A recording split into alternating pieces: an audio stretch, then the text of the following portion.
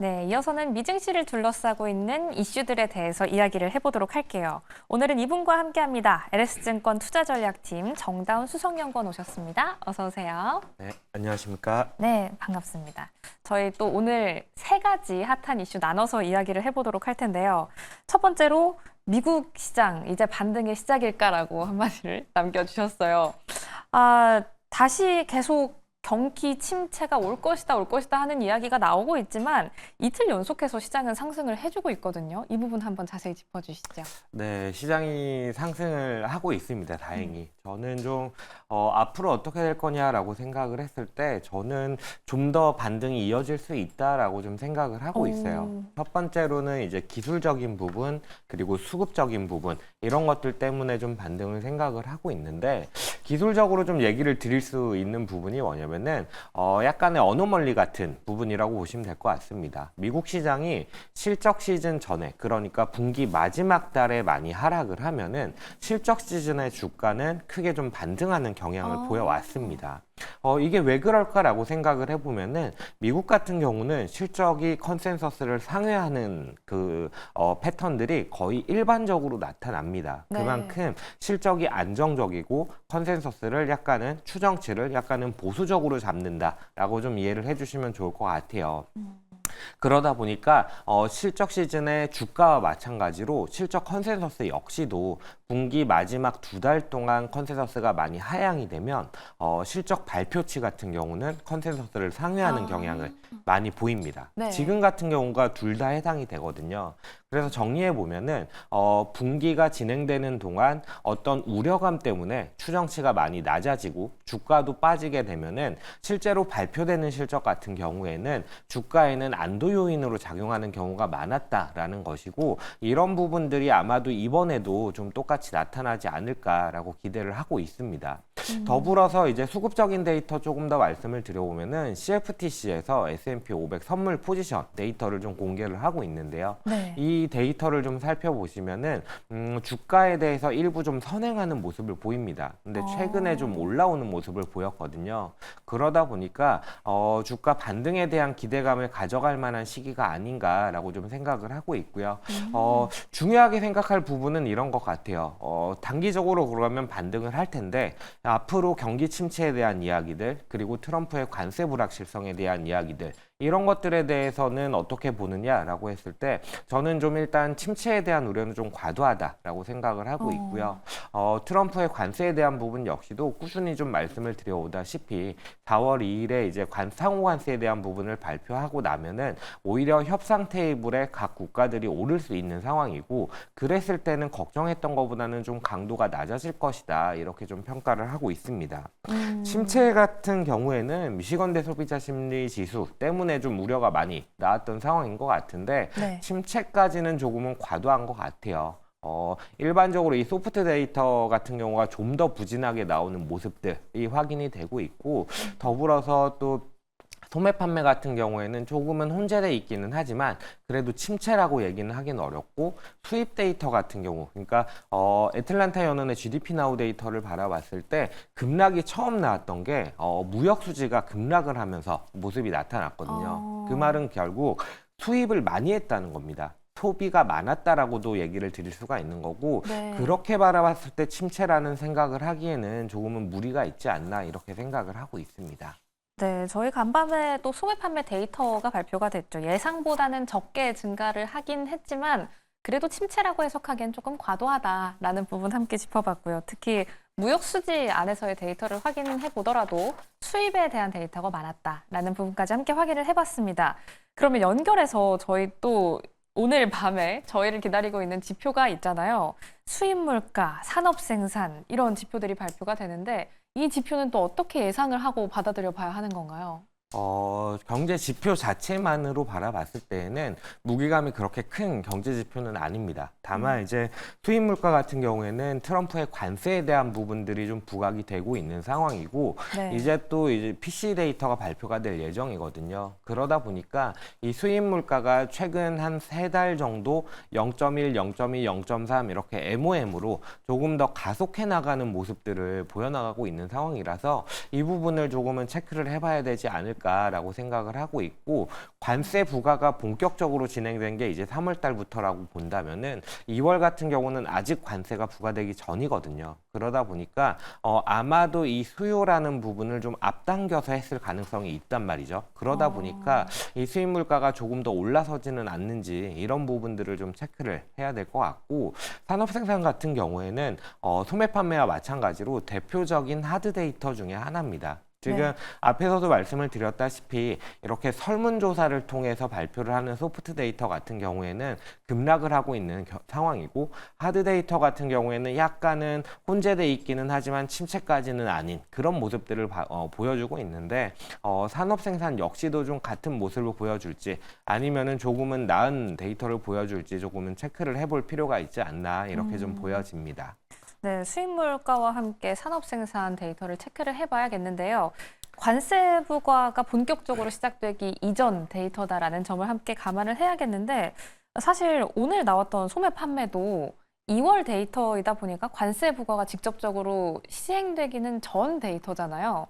그럼에도 불구하고 좀 잘 나왔다라는 점에서 시장을 좀 안심을 시켜줬는데, 이 두 가지 하드 데이터들이 잘 나와주면 또 다음 거래일 상황도 안심하면서 출발할 것이다라고 생각을 해봐도 될까요? 지금 상황에서는 산업 생산 데이터가 잘 나오면 안도감을 줄 거라고 생각을 합니다. 침체에 대한 우려가 있기 때문에 이 부분을 어느 정도는 좀 불식시킬 수 있다라고 생각을 하고 있고, 네.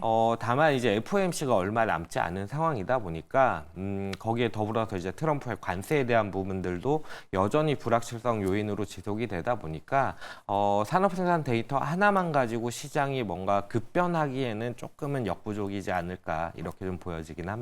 네, 이 두 가지 데이터로 엄청난 영향이 있다고 보기는 좀 힘들다라는 부분도 함께 짚어봤습니다. 또 지표는 예정이 되어 있지만 관세에 대한 언급은 예정이 되어 있지 않다 보니 또 밤에 어떤 이야기가 나오는지는 실시간으로 함께 확인이 필요할 것 같네요. FOMC 이야기를 해주셨는데 FOMC 얘기까지 함께 이어서 가볼게요. 3월 FOMC가 예정이 되어 있습니다. 금리 동결에 대한 가능성이 가장 크다라고 이야기를 하는데 이 FOMC 그래도 그냥 흘려보낼 수는 없잖아요. 어떤 부분을 또 체크를 해봐야 하나요?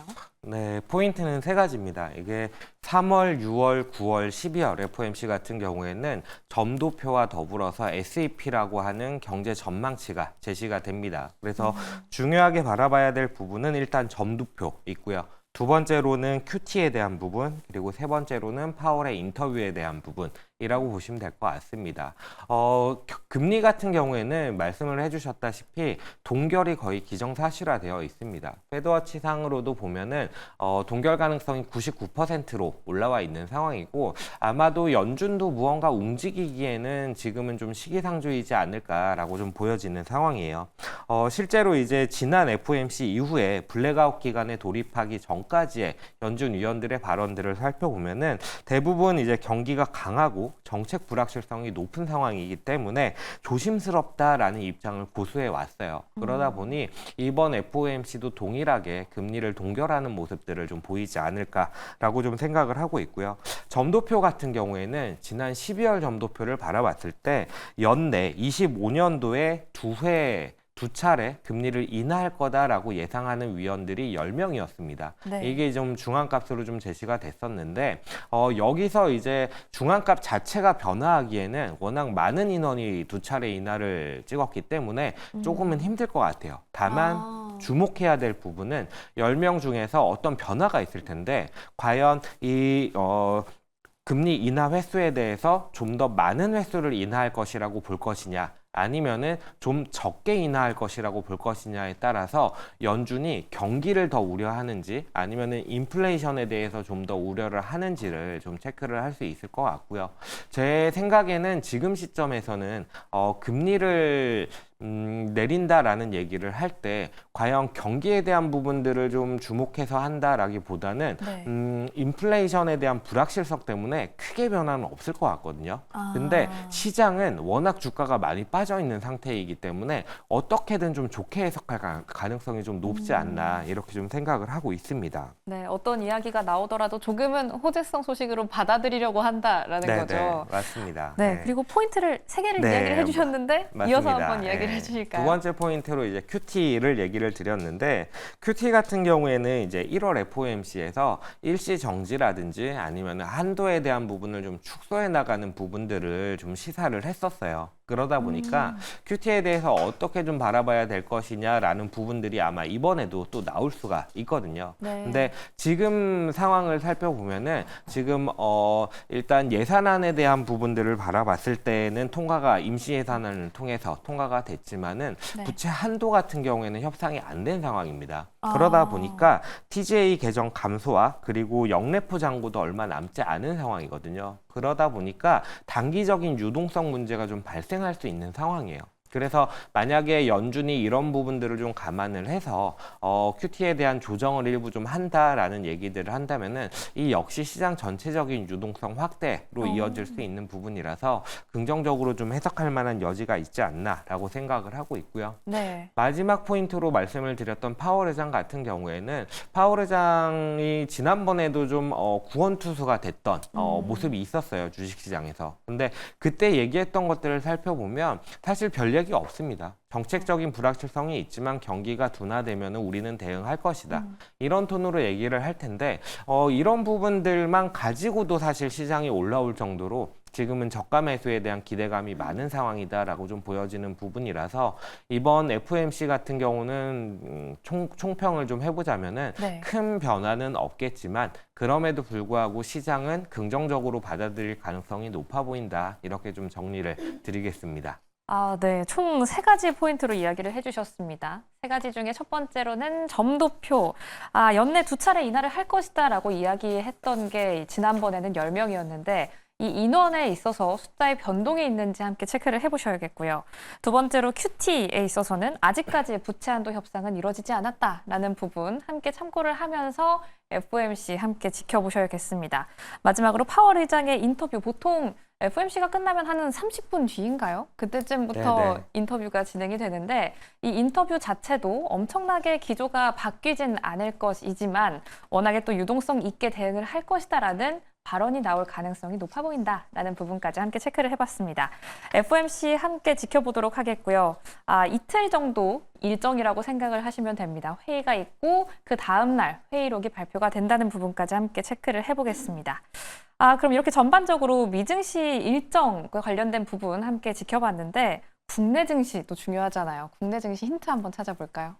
네, 일단 FOMC에 대해서 좀 긍정적으로 저는 평가를 하고 있잖아요. 근데 이 FOMC가 긍정적이다라는 얘기는 유동성에 대한 기대감이 늘어난다는 얘기고 이 유동성이라는 부분은 글로벌리 같이 움직이는 모습을 보입니다. 그러다 보니까 재정 정책보다는 유동성이 늘어날 때 글로벌리 주가가 좀 좋은 모습으로 이끌어갈 수가 있다라고 생각을 하고 있어서 저는 한국 시장 같은 경우에는 연준의 FOMC가 좀 긍정적인 이벤트로 해석이 될 가능성이 높지 않을까라고 생각을 하고 있고 이런 부분들이 사실 경기 침체에 대한 우려도 어느 정도는 완화시킬 수 있다라고 생각을 하고 있어요. 결국 유동성에 대한 부분들이 받쳐주지 못하는 상황에서 일반적으로 경기 침체가 터지는 그런 모습들을 보이거든요. 근데 이번에 뭐 캐나다라든지 뭐 이런 나라들도 따라서 금리를 인하를 했던 것처럼 연준 역시도 약간은 완화적인 스탠스를 보인다면은 한국 시장 그리고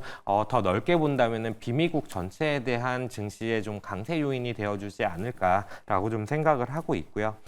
지난주 그러니까 지난주 아니고 어제 같은 경우에 이제 외국인들이 한국 증시를 대거 좀 매수하는 모습을 보였습니다. 뭐 삼성전자 중심으로 매수를 해서 코스피 같은 경우에는 6,240억 그리고 지수 선물 같은 경우도 6,753억 정도 순매수를 했었는데 우리나라 증시에도 지금 외국인들이 만약에 들어오게 된다면은 충분히 지수 업사이드가 더 생길 수 있다라고 생각을 하고 있어요. 지금 지수를 수급적으로 본다면은 연기금이 하방을 받쳐주면서 일부 좀 반등을 이끌어낸 상태이고 여기서 외국인들의 꾸준히 순매도를 해왔었는데 일반적으로는 외국인들이 지수의 방향성을 결정하거든요. 근데 외국인 순매수가 이제부터 리스크 완화되는 경로에 따라서 좀 들어와 준다면은 충분히 좀 긍정적으로 볼만하다라고 생각을 하고 있고요. 저희가 업종단에서 좀 긍정적으로 보는 거는 주도주 쪽에서는 저희는 방산 쪽이 실적 성장에 대한 가시성이 높다라는 측면에서 제일 긍정적으로 보고 있고, 더불어서 이제 내수가 워낙 우리나라도 부진한 상황이다 보니까 정책적인 도움이 좀 필요합니다. 그 상황이라고 한다면은 내수주를 좀 찾아봐야 되는데 네. 그 중에서는 정책적인 지원이 가장 확실한 게 건설이다라고 저희는 생각을 하고 있고, 마지막으로 이제 자동차 같은 경우는 좀 꾸준히 말씀을 드려왔었는데 리스크가 많이 반영돼 있는 상황에서 관세에 대한 부분들이 조금씩은 풀려나간다면은 시간이 좀 걸리기는 하겠지만은 충분히 좀 안도랠리를 펼칠 만한 업종이지 않을까 이렇게 좀 생각을 하고 있습니다. 네, 현재 연기금 기관이 하방을 약간 받쳐주고 있는 상황에서 꾸준히 외국인 자금 수급이 유입이 된다면 좀 지긋지긋한 이 박스비를 좀 탈출을 할 수 있을까라고 함께 기대를 해보도록 하겠습니다. 업종별로는 방산, 건설, 자동차를 이야기를 해주셨는데 저희 또 일정이 바짝 다가왔다 보니 공매도를 생각을 안 할 수가 없잖아요. 공매도 관련 영향은 어떻게 받을 거라고 보세요? 공매도 같은 경우에는 일반적으로 바라봤을 때 업종 단에서의 영향은 한 달 정도로 짧게 지나갑니다.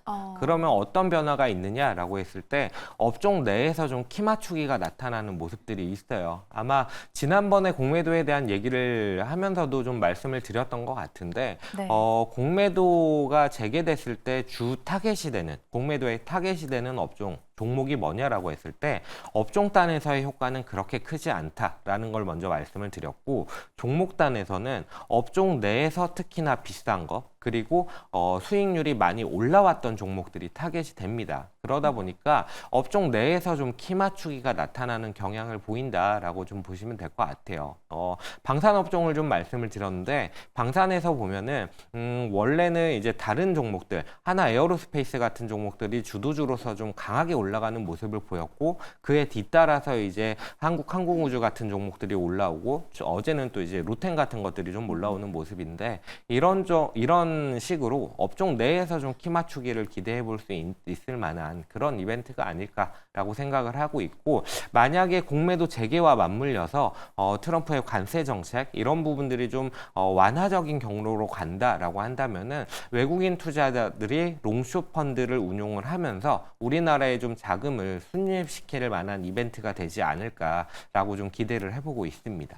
네, 현재 외국인 수급이 조금씩 들어오고 있는 상황에서 공매도 관련해서도 함께 다시 한번 탄력적으로 수급이 유입되기를 기대해 보도록 하겠습니다. 지금까지 LS증권 투자전략팀 정다운 수석연구원과 함께했습니다. 오늘 말씀 고맙습니다. 감사합니다.